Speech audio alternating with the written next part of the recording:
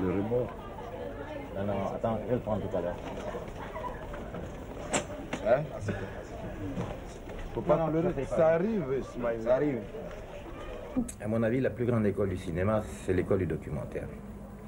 C'est l'école du documentaire parce qu'on a affaire à des commanditaires, on a affaire à des clients, on a affaire à des personnes qui ont des exigences très précises, qui n'ont strictement rien à voir avec la profession. Et il faut, tout en arrivant à les satisfaire, réaliser des films qui répondent quand même à ce que nous attendons de la profession. Donc c'est une école assez rigide, et pour moi, la plus grande école, c'est l'école du documentaire.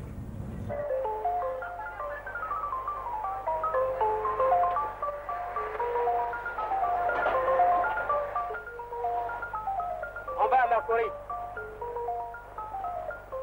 Avec son mouton? Ouais. Il y a un gris-gris au cou? Ça va pas, non? Prenez mon taxi pour un bordel?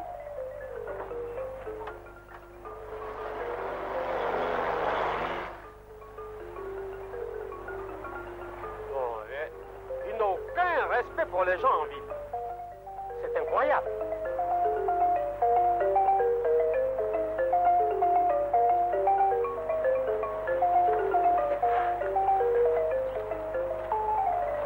Où vous allez, monsieur? On va à Mercury. Mais ça va vous coûter cher avec le mouton. Oh, on a trop marché, ça ne fait rien. Hein? Passez-lui les pattes.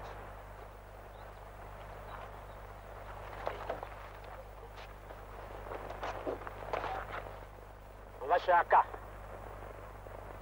Qu'est-ce qu'il fait, monsieur Aka? Il construit les maisons à Abidjan. Oui, toutes les maisons à Abidjan, c'est lui qui les construit. Il a une belle voiture blanche, toute jolie. Construit des maisons. Architecte. Et tout le monde le connaît, Abidjan Aka. Oui. Voyons. Et c'est pas à côté de la lagune? Ah oui, c'est ça.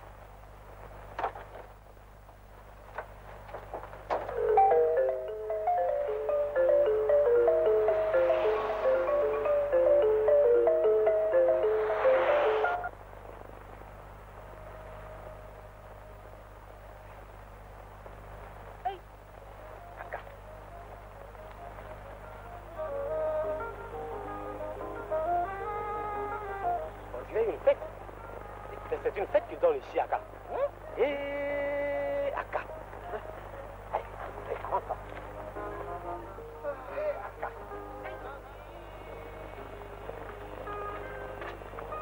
Où vous allez comme ça? Chez Aka. Pourquoi faire? Que voulez-vous? Je vais le voir, c'est mon cousin.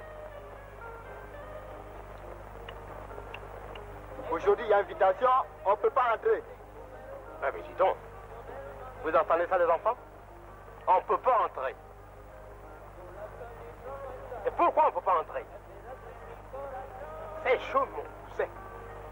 Tu entends? Chez mon cousin.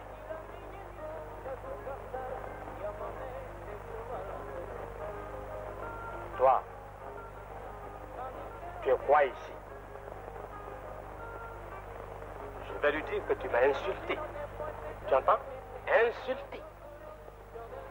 Alors, tu vas voir. Après l'échec, il faut l'avouer, du film Mouna, puisque c'était un peu un film intellectuel, bien qu'ayant un petit côté humoristique, je me suis dit qu'il était peut-être préférable d'essayer de traiter un sujet qui soit un sujet commun au public. Et donc, à cette époque, le problème de l'exode rural se posait, le problème du parasitisme familial se posait. J'ai donc décidé d'écrire un sujet, un scénario, et d'en faire un film, à ce moment un film qui concerne tout le monde. Donc c'est le point de départ du film Aboussou. En somme, dans votre esprit, le cinéma ne doit pas être seulement distractif, il doit servir de support à l'éducation? Oui. Oui, quand il s'agit de productions auxquelles on veut donner réellement un caractère éducatif, tout en n'oubliant pas le côté commercial, c'est une chose qui ne m'échappe jamais. Parce qu'un film, c'est de l'argent, même si le film doit paraître éducatif, il faut qu'il soit quand même commercial dans ce sens qu'il intéresse un public et le maximum de spectateurs. Est-ce qu'on peut dire que L'herbe sauvage participe à cette vision éducative? Non, je pense que L'herbe sauvage a été ma première expérience véritablement commerciale, c'est-à-dire dire que, bon, ben, Henri Duparc, il y en a assez de faire des films qui marchent en Afrique, qui se plantent en Europe. On refait le tour de la question, on investit 60-70 millions, à l'époque, on était en 78, on investit 60-70 millions dans un film, et puis on en retire de clopinettes. Je me suis dit, bon, on arrête un peu la chose, on se remet en question, et donc on décide de faire quelque chose qui puisse être à la fois intéressant et rentable. Parce qu'à mon avis, je crois qu'il y a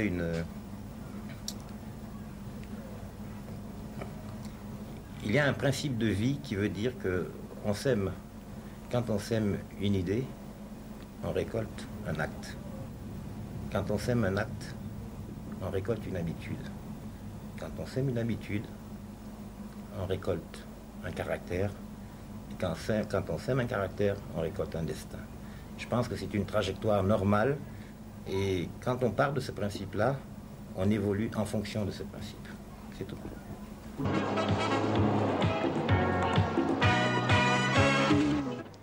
Il avait un air bizarre d'ailleurs.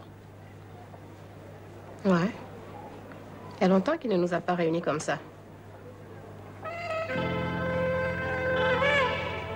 Aucune d'entre vous n'a pris un amant. Oh, je sais, hein, c'est une chose qui est encore dans nos possibilités. Mais je n'en dirais pas de même pour toi. N'est-ce pas, Halima? Mais ce n'est pas la peine de lui chercher des histoires. Elle plaisante.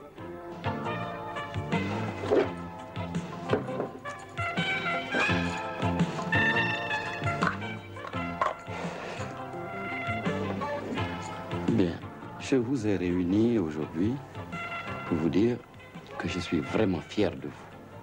Et je sais que vous aussi, vous êtes fiers de moi. J'ai à présent 5 épouses. Un homme digne de ce nom doit en avoir plusieurs. Et Dieu merci, elles sont toutes adorables. Alors, j'ai décidé de prendre une 6e épouse. Quoi? Personne n'a rien à dire? Moi, si. Quand tu m'as demandé en mariage, tu avais 3 femmes. Oui. Et tu m'as dit que l'homme doit avoir 4 épouses. Une pour multiplier la famille, une pour entretenir la concession, une belle femme pour remplir l'homme d'orgueil, et une dernière pour être aimée. Oui. Et celle-là, c'était moi. Après ça, tu as pris une 5e Nyang, qui est aujourd'hui la favorite. Et maintenant, tu veux prendre une 6e. Mais pourquoi faire? Pour faire des enfants? Eh bien, nous en avons toutes. Pour être belles, nous le sommes toutes. Alors? Ça ne te suffit pas, 5 femmes? Bon, ben, laisse-le faire. On verra après. La semaine se compose de 7 jours. Ainsi, avec 6 épouses, eh bien, je réserverai une nuit à chacune. Et le 7e jour sera réservé à celle qui aura su se faire remarquer pendant la semaine. C'est une bonne politique, ça, non? Non. Ah. Parce que tu t'arrangeras toujours pour mettre dans ton lit celle que tu veux. Les écrans africains étaient envahis de films américains, de films égyptiens, de films hindous. Et je me suis dit qu'effectivement, pour récupérer ce public, il fallait que je fasse un film qui les concerne directement. Donc, j'ai fait Abou-Souan. Et entre Abou-Souan et Balles-Poussières, il y a eu une évolution dans la technique, il y a une évolution dans la conception, la direction d'acteurs, il y a une évolution également dans ma façon de percevoir le cinéma, qui est pour moi une industrie. Et Balles-Poussières, c'est une approche totalement différente de tout ce que j'ai fait jusqu'à présent. Pensez-vous que Balles-Poussières aurait reconnu un tel succès s'il n'avait pas été primé à Champs-Rousse? Disons que Champs-Rousse a été un coup de pouce pour Balles-Poussières, c'est évident. Mais Balles-Poussières a été déjà assuré d'avoir un distributeur avant le festival de Champs-Rousse, parce qu'en fait, ce n'est pas moi qui ai présenté Valpoussière au festival de Champs-Rousse, c'est la société Imperia donc, qui a pris en main la distribution de Valpoussière, qui l'a présenté au festival de Champs-Rousse. Et d'une manière ou d'une autre, avec ou sans prix, le film serait sorti à Paris, mais le bénéfice, disons, de Champs-Rousse, c'est que nous avons pu, avec le prix, le grand prix et le prix de la critique, avoir une promotion conséquente. Caroline. Viens, tu es prête? D'accord. Mamadou. Mamadou. Madame. Tu l'accompagnes jusqu'au campement et puis tu reviens aussitôt. D'accord? Caroline, tu es sage, hein? Oui. Et Caroline, tu m'embrasses pas avant de partir? Ah, ma chérie, allez, amuse-toi bien. Je compte sur toi pour être gentil avec la maman d'Aya. D'accord? Une petite salade à midi, ça va? Hein? Caroline! Aya!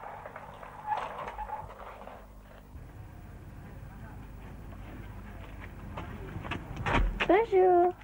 Bonjour Caroline, comment vas-tu? Tes parents ils vont bien? Très bien. J'espère que tu aimes la tchéké, hein, parce que c'est pour toi que je prépare. J'aime trop la tchéké. C'est vrai? En attendant, allons-y jouer. Oui. D'accord. Allez-y. Quand ce sera prêt, je vous appellerai. Hein?